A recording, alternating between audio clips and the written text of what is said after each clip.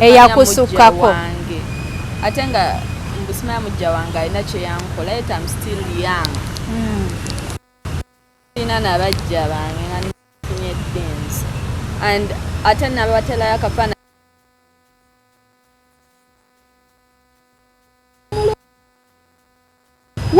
kitegeera. I'm so sorry about that. Patricia Wasita Losi. Have people told you that?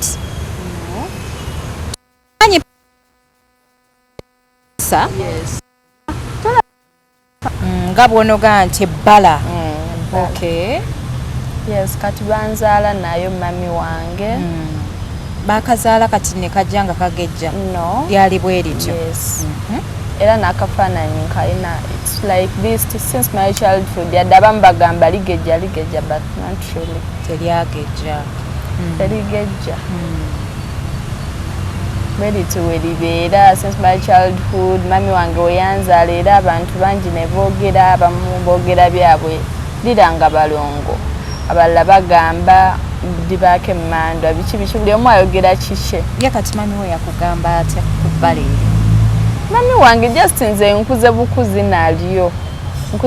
nalyo bo abasawo kale bagambako nti no dadi wange bayagalako genda mbu balirongose balirongoosa kale jukira teri very common omuntu wakulaba agamba bannange kale abatakirabangako abamu ate engeri gyeri ewali open tenze sijibikabika era ntambula mama kati onaagibikka otya anti abamu babeere bikofiira no abamu bateekako hats ezo ze bambala like really abantu bangi kitegeeza bulabeka balina bantu bazina naye omuntu asoberawo ng'alina ekintu naye ng'akibikkirira oba they expected something to happen you know families zibeera n'ebyo ebintu kati abamu bagamba engeri nga omanyi abantu era ajjukirwa ye yali takirabanga okwera naye yakyewuunya yes kati era abantu be bateekawo ekyo kitegeeza kino omwana ekintu kigenda kukula kimulye yenna kale bateekawo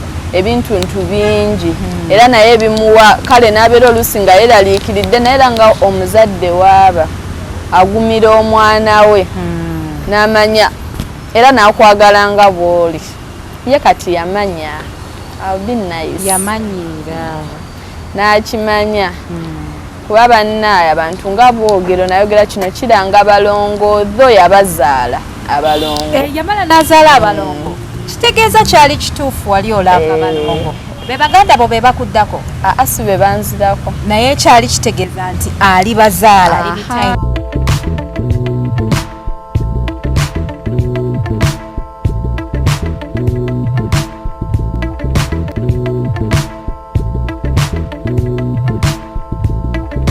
Assalamu alaikum warahmatullahi wabarakatuh. Abalungi abali ku HK Media mwebale kutulaba mwebale kusubscribing ate n'okunoonya ku bantu bange. Dine sushi olunaku olwaleero bwe yeeyita ku social media okwo ndudde nga ndaba omuwala ono nga ndaba akola videos nyingi ng'alina akantu mu kyenyi wano.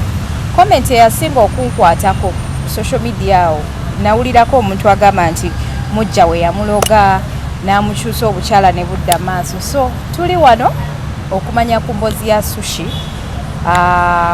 birthmark etegeeza ki nze ndabye abantu bangi abalina birthmark ez'enjawulo mu bitundu eby'enjawulo ku mibiri gyabwe so banaye body shaming omwaka guno tusaba ekome abantu baneena babeera balinaako ekintu ku mubiri nabo babeera abantu bo balinye okutulaba bubale ku subscribinga woba oli mpya ku channel eno nyiga akagamba ako ka subscribe okubeera ng'otweyungako teweerabira kozesa majaani ga Natural Tea Hub gegana amajaani gokka agakusala ku weight kobere mwami kobere mukyala sushi nsanyusa okulaba nange okusanga you're so beautiful. Thank you. And you cannot choke. You're so beautiful. How are you? I'm fine. How is your mom? When nakukubira esimu wangamba let me first speak to my mommy.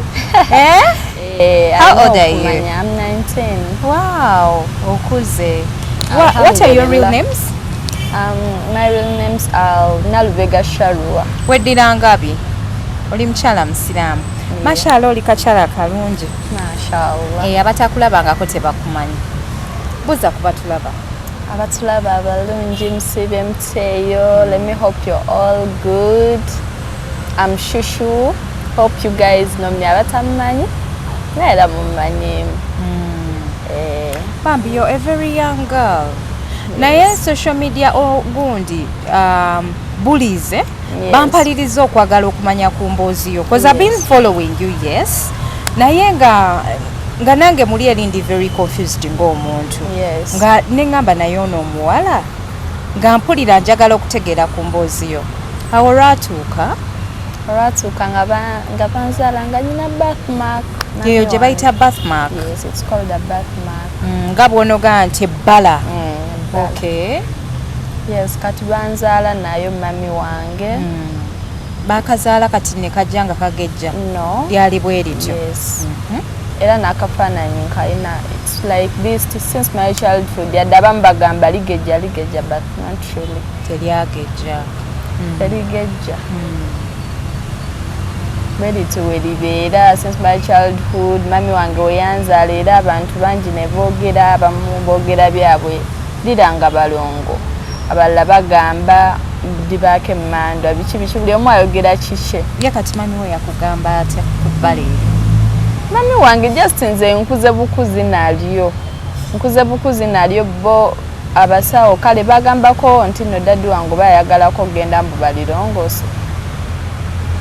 Balirongoosa. Ne basalawo ne bazaawo ennyama endala. Ne basalawo naye daddy yamala neyeekuba mutima n'agamba nedda. Mukama aba watu wageze omwana nga abeere bwatu walina obbeera alina ensonga ze. Naye nze ekimanyi gwe bw'onaakula oyinza okwagala bakulongoose. Toyagala. Nga ndi very comfortable. Liri gundi, liri ku skaale, it might be dangerous. Yes. Sooka okubeera nga si kirungi. Kati era daddy n'agaana n'enkula ne birthmark yange nze mba very comfortable nayo lwakubeera abalala. Abamu basooka ne bantya we bandaba. Naye ate when they come close to me ne fukaba mikwano nnyo. Like nnyo naye basooka ne bantya. Baba bakutiira ki? Anti birthmark yange era etiisaamu kale jjukira teri very common omuntu wakulaba agamba bannange kale abatakirabangako abamu ate engeri gyeri ewali open. Tenze sijibika era ntambula. Mama kati onaagibika otya? Anti abamu babeere bikofiira. No, abamu bateekako hats ezo ze bambala. Like really? Abantu bangi kitegeeza bulabeka balina birthmarks. Abantu bazina naye omuntu asobera awo ng'alina ekintu naye ng'akibikkirira naye tali comfortable nakyo. Naye nga tekyetaagisa. Abantu gwalina obbamanyiza ky'oyagala. That's super amazing. How do you feel about yourself? I feel good. Good? That's great. Bannange mulekerawo okuma bannamu ku social media. That's very bad. Nalaba omwana ng'atadde omwana ono omuto mu green screen banaye n'empiira nga n'amazzi gagaagala kuzaamu. Wagiraba eyo video? Eyo oli omukyala namulaba. Gye nasookerako by the way laba. Oyo omukazi ne bamuvuma abantu. How did it make you feel? Najeekanga by the way ngamba omukazi nze namukola ki? Social media is very toxic. Yes. Has it changed your life in any way? Not Do you really. still feel the same? Yes, exactly. Wow, that's very amazing. Nze nsigala, thank you. Nze nsigala ndi kyekimu because they don't know me. Si be bangamba nti you post. Nange nagenda otandika posting and I have a birthmark. So mba sifaayo. Mbanche olabeera n'abandaba nga tebandabye mu bifo like ngoba tebandabye ku ssimu era boogera kati olwo abagenda okundabira. Of course I expect that, is it? I expect that, yes. You expect it. Okay. Abalungi abatulaba tulina Shushu olunaku olwaleero she's a tiktoker naye ekimu kyasiza mbadde njagala kulaba ku birthmark ye ng'ajagala nakuwulira how she feels about herself. She's a very beautiful woman. Ateeka mukyala musiraamu. Mama we wabeera tagambye mbu nno Shushu jangu tajja era yaŋŋambirawo no, let me first ask my mommy. Ne mugamba okay, take your time. Nali ndi awo ngenda okulaba bambi nga nsindikidde message nga ngamba my mom accepted, let us do the interview. So here we are. Tugezaako kuyita mu mboozi ye slowly but surely. Kati awo watandika okusoma ng'oli mwana muto. What problems did you face in school? I've been loved, by the way, mu masomero. I've been loved. Wanasooka nensomerako ku Pretty Angels. Nzejjukira since my childhood. I've been very confident. Era mu ebyo speak days bichi. I attend like mbeeramu sibulamu n'abasomesa bennyini bafubola abantu sibulamu kuba nze seetya since my childhood seetyangako so kati ekyo kindimu tekyakajja mbu ndi confident mbu kiki njagala mba nkyagala. I'm not scared of anybody. Have you dated before? Not really. Otyamami w'okukulaba ng'ogamba nti you dated before. Nedda okuze. You're already 19 years. Yeah. Have you dated before? Okay, yes. Yes, eh? How was your love? Your first love? How did you meet and what did he say? Bya kito. When? In school? In school. Namwewandikira buchiti. You used to do bad manners at school. Which level of academics are you at? Oli ku campus? Yes. Where? At Victoria School of Beauty. Victoria School of Beauty. Yes. Ogenda tukolako makeup. I'll be your first client. I promise you nzijukizanga ng'okoze gundi makeup studio. Adija wangamba okunsupportinga. Honestly, I think I'll run fast nzije and I be your number one client. Client. Yes. Exactly. Kati oli ku School of Beauty. Yes. Tewamalako gundi secondary school. Namala mu senior 4. Then I joined. Hey, wali toyagala byakweyongerayo? No. Wasalirawo badadi yakusalirawo? Fenna naye nange omuntu obaako nekyoyagala bakubuuza ki kyoyagala nze ddala nali saagala kweyongerayo. Nga toyagala kusoma? Why? Naye ebitabo bya HSC nga n'abagendayo bakugamba ate nga nze bannange ate nga mami wange ne daddy wange mami wange actually yali ayagala neeyongereyo ng'akyagala nnyo naye ate ng'era omuntu tosaba mukaka kyatayagala kiba tekiwakinga out so n'asalawo agende ne decision yange. Kati gwe bakugamba nti no bw'okuba webati shortcut it is nice. For as long as okyagala you benefit n'okusinga abo abamaze senior 6. You benefit. Buli muntu aba nekyayagala si kubanga obeekwasa yemwe mwaŋŋamba ng'omaze okufeilinga. Si kubanga obeekwasa. Wow, that is super amazing. So, yes. How is the training? The training is not bad. The school is good. Okay, abaludde tulaba ku HK Media tulina Shushu. She's a TikToker nga bw'omulaba bambi. Aina birthmark ye eri very unique era mu bakyala bonna mu Uganda mwangu wa kulaba nti baby girl wuyo atudde awo.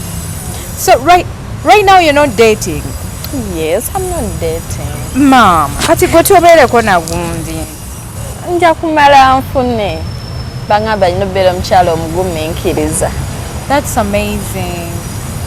Naye nga bojjo bali bakugambagamba. Nnyo. N'omukyala alabika obulungi. I know. Omwana wuno bannange.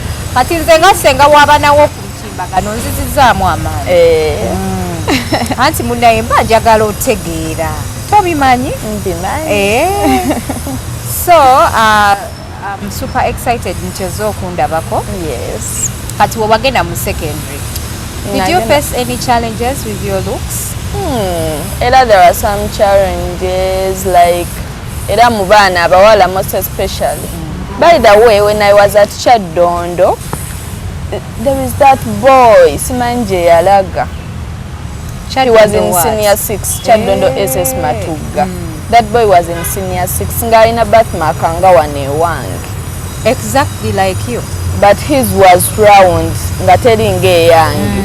eye yali around ngera bamanyi his my brother banaye nga njagala nga bamanyi kiri mu kikanti fenna ne banaye muntu gwe nasooka olaba nga naye ayinaawo ng'ewange naye era nga abaana abawala most especially era abeefula nti era oluusi bakyaliibo era bwe badde awo mu kkuge yabayiyawo bifake stories awo era ne bagamba ani asinga obulungi ani mulungi ne balyoka bava kwasooka gwengera bagale babada kuchokoza bakusembyayo mbwani addakaawo ku namba esembayo nze mbeeri ku byange bambi nga tofaayo sifaayo kati nzire ku olwo nza tuli nabo balina ababasinga nange nyina bensinga so kati nga I don't give a damn nga sibiwa time yange naye nga oba munafu okaaba n'okaaba naye nze nga ndi mugumu era nga nze manyi oba omunafu gwawo abantu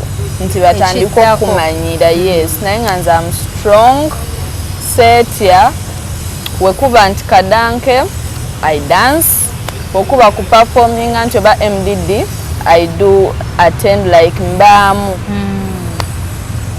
Okay, that is good. Yes. Omanyi nekinsanyusa wekkiririzaamu. I was very worried. Nze sagala kubeera eno ku mutimbagano nendaba omwana omuwala nga ali eyabonaabona bamuyisaamu amaaso. It really like it hits me so hard. Kubanga nze mmanyi kyekitegeeza to body shame somebody. Nze baali bakinkozeeko. Lwakuba nti ffe tetuvaayo ne tujja ne twogera. Naye ng'ebintu ebyo bakola ku social media biruma abantu. Okitegeera? Okeera kumakya omuntu nga yakutadde mu green screen n'ebitiibwa byo n'obuyinjayinja bwo bwonna ng'abuyiye okitegeera. So nagamba luli neŋŋamba kyova ndakuteerako message and then nekuwamu obudde nga ndaba ate bw'ojja okukola challenges obeera oli musirise oba ng'onyiize so I got so confused mbanga anyiize ng'ennaku enzita olinamu omuntu alina ennaku ey'amaanyi nze just njagala nnyo nenkola video nenzijjayo meaning yayo weba ya nnaku era nenakuwala kati abamu ate ne balowooza oba ndi munakuwavu bonna bambi abamu balowooza bamenya omutima yujja kufuna kumeze si byembaako nze manzijayo oluyimba just wow wamma kati otutegeezezza tetuddamu kukwatirako olusaasa soolwo lwebakiriza enkoko tutegedde wetugwa kati ne mami wange alina obumukwasa ennaku nno ng'akalaba alina akayaga nagamba neekane nakayimba ate ennaku kiki alinga ekutta mami nze ennaku yali tenzita nali just ndi mukyale nga nzijayo muli abaana bameka ewa mami wange tuli abaana 5 yeggwe wekka alina basmark nze nzeka gw'oli mwana wakumeka nze ndi mwana first born yeggwe first born wa mami we okyali muto bulala nze first born what ndowooza bambi maama waakwagala nnyo did she tell you anything after giving birth to you n'akulaba ng'olina basmark oba bwe yayitamu with your father oba baalina essanyu lingi nnyo oba they expected something to happen you know families zibeera n'ebyo ebintu kati abamu bagamba engeri nga omanyi abantu era ajjukirwa ye yali takirabanga okwera naye yakyewuunya yes kati era abantu be bateekawo ekyo kitegeeza kino omwana ekintu kigenda kukula kimulye yenna kale bateekawo ebintu bingi era naye ebimuwa kale n'abeera oluusi nga yeraliikiridde naye era nga omuzadde waaba agumira omwana we n'amanya era n'akwagala nga bw'oli ye kati yamanya I'll be nice. Yamanyira. N'akimanya. Kuba bannaye abantu nga boogero nayogera kino kiranga balongo tho yabazaala abalongo. Yamala n'azaala abalongo. Kitegeeza kyali kituufu wali olanga balongo. Be baganda bo be bakuddako. Si be banzirako. Naye kyali kitegeeza nti ali bazaala ali times. Yes, era yabazaala Nnaalongo. Okimanyi nti nno bino ebintu by'Abaganda bituufu. Bituufu. Ffeffe nnyini tubinyooma ne tubiyisaamu amaaso naye amazima bituufu kubanga bw'ogamba nti nno baamugamba nti nno nange ndi muteera ng'abantu baŋŋamba kiranga balongo naye era bambi yamala n'abazaala. Yamala n'azaala abalongo. Muwala na mulenzi? Babiri ne kato. Wow, that is amazing. so kitegeeza wobeera ne birthmark ey'amaanyi bwetyo ng'eri ewantu wonna ku mubiri gwoba olanga balongo mu maama wo kyayiko oba olanga balongo biki ebirala mami wo bye bamugamba apart from that abamu babeera bagamba simanyi n'empewo bikiba naye abantu jjajjaani bakugamba jjajjaani abamu bwe bagamba jjajja simanya musa simanya empewo zansiima jjajja musa ate nga musa yali yesu yali nabbi abantu buli omu ayogera kikye mpozi ekyo ekyabalongawo kye nalabamu ng'ekituufu naye byebyempewo munange mpulira bagamba nti nabalongo abo balina emisoso bingi simanya waliwo owozaala omwana n'asuusa ebigere newabaawo simanya ngaoba wozaala omwana oba simanya n'akola atya ebintu by'abaganda tebitegeerekeka kati eno birthmark yo yenna ewunyisizza nti yali eranga balongo bagamba kubeera yabazaala. Have you made research about people with birthmarks?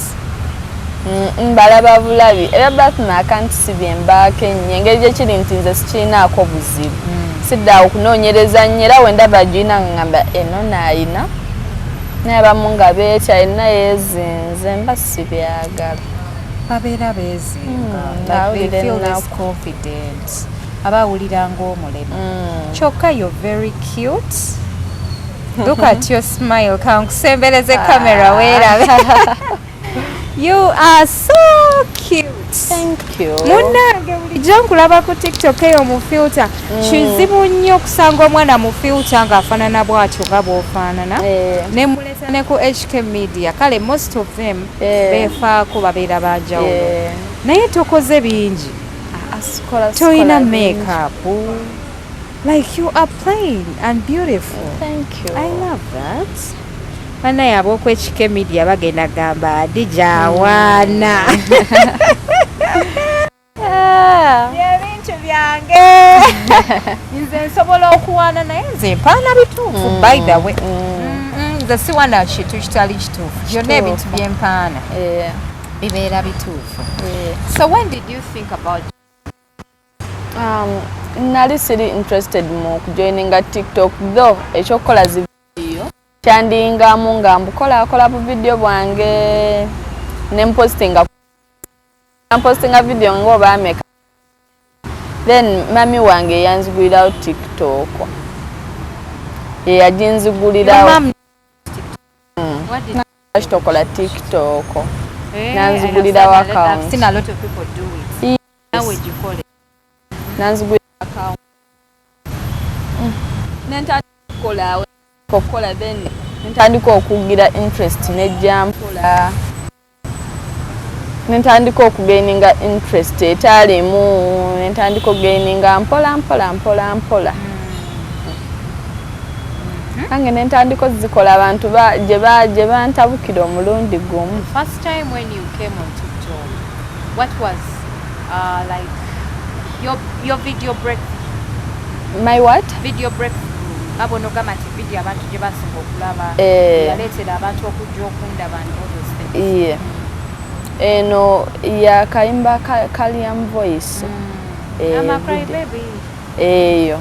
No. It's Wendy Funa Njagala. That video. Liamu yakulaba. Nyanda banze zili comments zali nyingi subira. Kafuna ba viewers. Kalimba viewers 1.4 million. Kalimba 1.4 million views. Abantu bangi abakalaba. Ndowooza ne batandika okukwatibwako ennaku nga balowooza ndowooza. Ate akayimba kaali kannaku nze nanga ntunuza ekisa ndowooza ne bagaba Naye buli amu amukyawa bambi nze nedda siri muntu wa dating. Na datingako gumu mu ssomero. Ne batukuba emiggo ne nterera mu line. So that means you're still a virgin? Yes. I'm still a virgin. Look at me and tell me. Yes, I'm still a virgin. I'm not. But really? That's great. Ulikana kampisa ate Katonda agenda kugonnomolako omusajja. Inshallah. Agenda kumbuulira. Inshallah. Ayingiza bazadde be ejjana. Inshallah. Banga wonna afubirwa ng'oli virgin. Yes. Straight. Ejjana oba ogimaze ku ejjana y'abazadde inshallah. naye gwe ng'oli very soft omanyi okola emirimu ngikola nze nno nkola emirimu enkugambye situla akatebe notitulawe nedda naye omwana abandi tagwa n'akatebe kamuyambeko nkola emirimu nno nze ngikola jjukira mu the first born nkolera ddala n'owaatana y'amatooke yii nga waatira ddala nnyo ezirabika obulungi oba totyagenda mu masanda nziwaatisa then after nenaaba bulungi engalo kasita oba ng'omanye ekyokukola koziko ng'oli mu jama awo bikutabukako oli mutuufu bannaye abatulaba tuli wano eno mu tiktokers edition ndine mwana muwala shushu abamulabako mu kayimba kalyamu voice ng'agamba wendifuna njagala nange nga bambi mumukwatibwa ekisa mulowooza oba ayina ebizibu she's here to let you know she's okay talina buzibu bwonna munkubira akasimu bannaye abantu nzije baceekingeko nze nga njagala okukebera ku bantu you have seen me talk to so many people. Yes, I love people. Yes, I've seen millionaires. Kati okola makeup yadde ne bino mbukusala kasige tukola bakatukupe nza ndi police on sigala ng'oli aziko pene twefiirako neweekuuta nokola otya bannange abakyala 2025 mushuseemu being natural is not poor it is just simple oba osazeewo okubeera simple. So any problems you face on TikTok? Any mpoziko era ebyo omuntu okubeera nga kale boogera bingi nze yadde era sikifaako naye era sikyagala. Yes, it's not necessary. Yeah. Ebingi bagambe though tekinnuma kuba singa kinnuma singa comment section nzijjako but I don't care. Omuntu era alaba nti kikyamu takikola n'omuntu like brain yenge mugamba it's right era akikola kati awo gwaswala balekerawo okugamba ebingi worst comment you have ever encountered in your comment section? The worst gye wali kono gaba naye ono omukazi ne mala musinkana muleetera police eyakusukkako ate nga mbusimaya Mujjawange alina kye yankola yet I'm still young. Ina nabajja bange nga nfunye things and ate nabatelayo akafana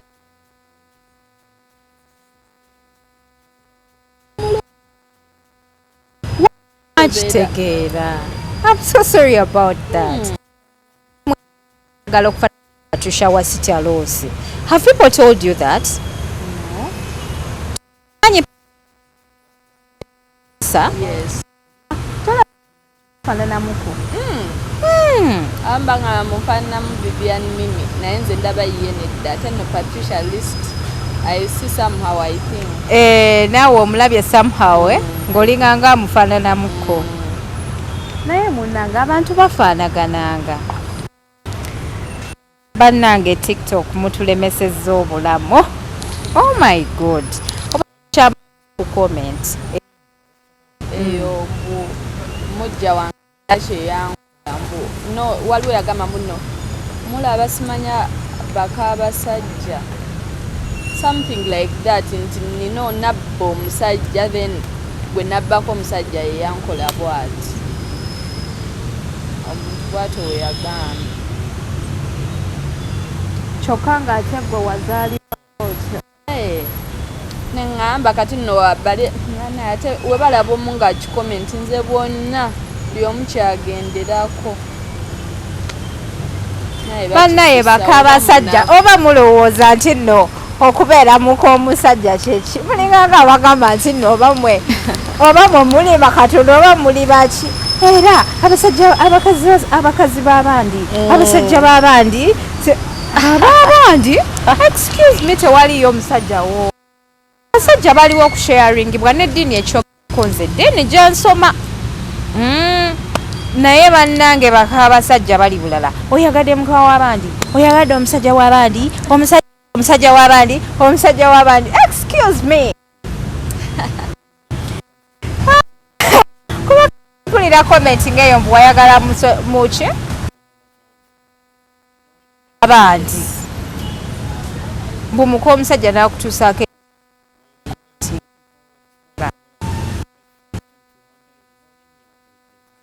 omuyina enkya nakuvaako nga tomuyina mukwano nga n'abaana bo bakuze abamu nno ne mufaana okufa abasajja bammwe ne mubatulekera nayeweawo kyabbakolera.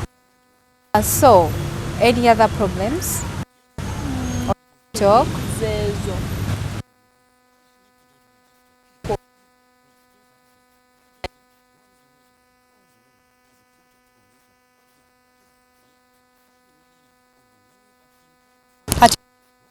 Ready. Nice. Maina kumanya nsinga kwagala kusooka kukola. That is good. Osooka okola akasenteko. Yes. Then wekawera you get a man. N'omusajja nga naye maanyi. Awo si wabi.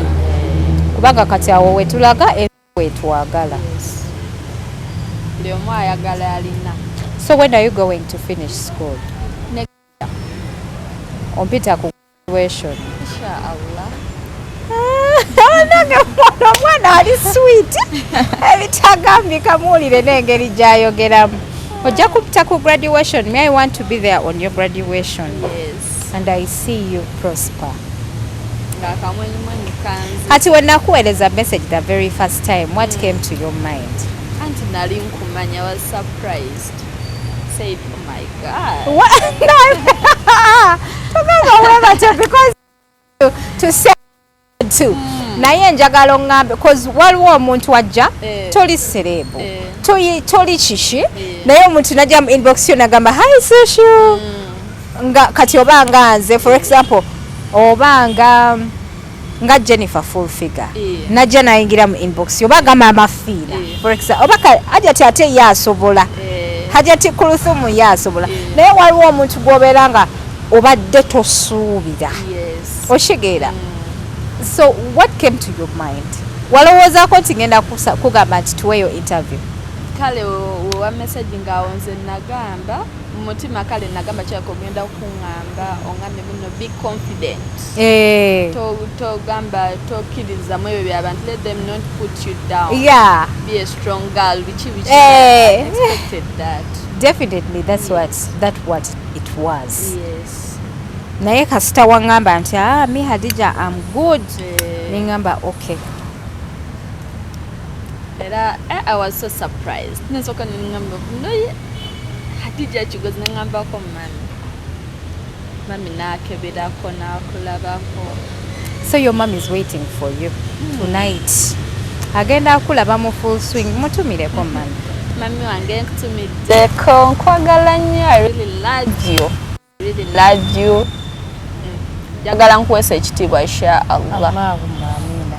Insha Allah. Nange njikusabidde Allahumma amina. Ajakimuwesa mami wo.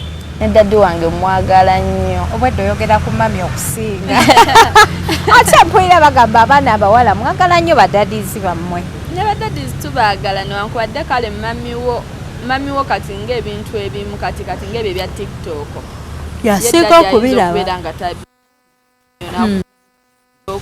He one day asked me, "Picha ebyo toko na mga daddy nze posting. Ojja omuteekemukko daddy alabe TikTok weebeera. Ayagala kamera noyera. To my dad joined TikTok. He's following me. Oba alabako nze nzekka. Kati nagazeeyo ne mugamba naye daddy tolayikinga nnyo. Omwana oyo nona traffic. Ayagala layikinga videos zonna. Bane tunyumyamuko bwentera okunyumya n'abantu bange nga tuli mu program tunyumya bwe tuseka bwe tunyumya naye olunaku olwaleero tuli ne mwana muwala nange bw'omulaba ekimumpisizza mbadde njagala kutegeera how is she ali fine mumumazeeko emirembe obulamu butambula bulungi naye bambi aŋŋambye obulamu butambula nga bwe yabubala kati baby girl Bomala okusoma plans zo ziri zitya ng'okola you want to be self-employed? Yes, exactly. Apparently are you in school nga bw'okola okutereka for your self-employment? No. okugyetegekera. How are you going to get there? No, I mean capital gena Mujjawa, because I think by now walibadde oli mukola somewhere nga was saving. The fact that you're even still staying at your mom's home, it is not expensive. Yes. No gira ng'okola nga bw'osoma. By the time you finish school, olina capital. Agenda kuwa capital oba ajja kuwa obudde buno aba alaba nkyalika bebe. I know. Bane tayagala nkole. Tayagala otambula nti. Omwana wange abanga gamba ne mami ayinza okunsesa. Omwana wange talinatuuka. Omwana wange nga kyokka n'abansingo ne bensingo obukulu bakola. Ne inshallah next year I'll start working. Kyeka wajja labanga mwaka guno gumbuliddemu kati nkuzi. Ofuse 20. Okay. I hope by the time you finish your school, ojja kuba ofunye capital kuyamba okubeera CEO by yourself. Inshallah. Kati, what are your dreams in business? Ebyo like mu business anti ensomera byenjagala nkole. Oyagala kweraba nga gwokola make-up ku Beyonce? Of course. Kulomi yali yagadde okubeera nga mu kintu kyakola. Bamaanyi.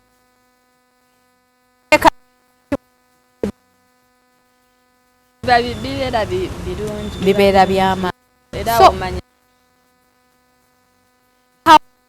makeup class. Obiyize? You can do makeup like I can ngenze mbikubukira. Naye ba makeup artists nga baagala okwebyulabyula. Njagalako mu mwago kasaga kwefuula kamenke. Come on. Kyonga kafe nabekolako tuli. I think makeup is a choice. Yes. Naye nze kyemmanyi abantu abo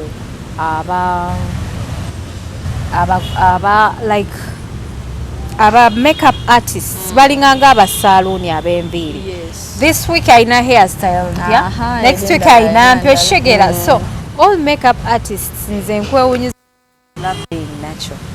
Badde sisuubira. Ba makeup artists nga bagala okwekolako. Singa eyo yonna birthmark yagisiga siga. Agikola nakola level. Azimba face. Nze muna. Njagalako neka baby hair veil. Mba mpulira mu comfortable kusinga okukola ebingi ate ntuyana ate biike sometimes manyi bakola ne biika. Zabingi nnyo honestly sibirina. I just came to check on you. Yes. Thank you so much. So nyamba musibulire ku bantu olunaku leero. Your daddy. Mbagala nnyo mbatumidde nnyo mwebale kundaba. Ntumiddeko mami wange omwagalwa mukyala Laisa Wanyana, nentumirako dadi wange mwami Mansur Lubega, nentumirako ne mami wange omulala mukyala Rahman Naleba.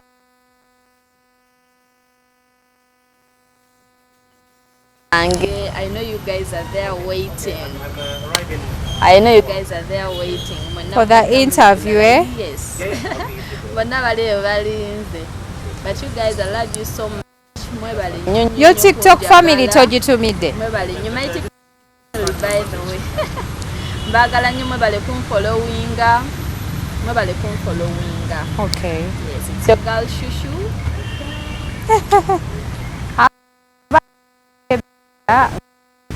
Yeze Hadija.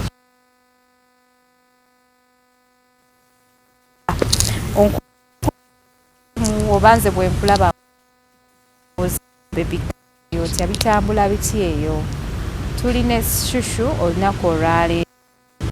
Yali erinnya lya Shushu lyavaawa. Erinnya lya Shushu lye omwali Shushu. Shushu. S-H-U-S-H-U.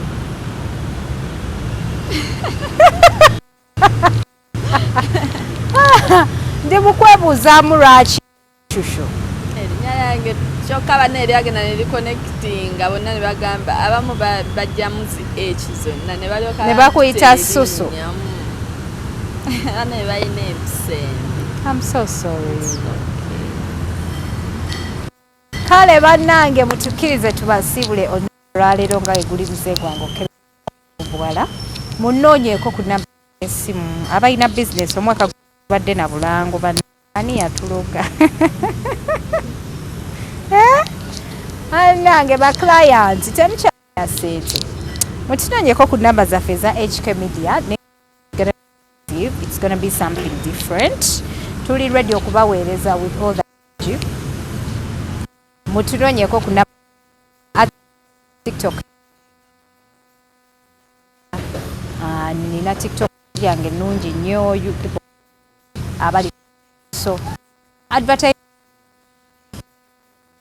ku YouTube but nina page yange nungi nnyo so nyeko for adverts gamba atendingako nacho tihabu ni gano malungi nnyo nga jimeza bajja bala oyagala okuza ku weight oba oli mwami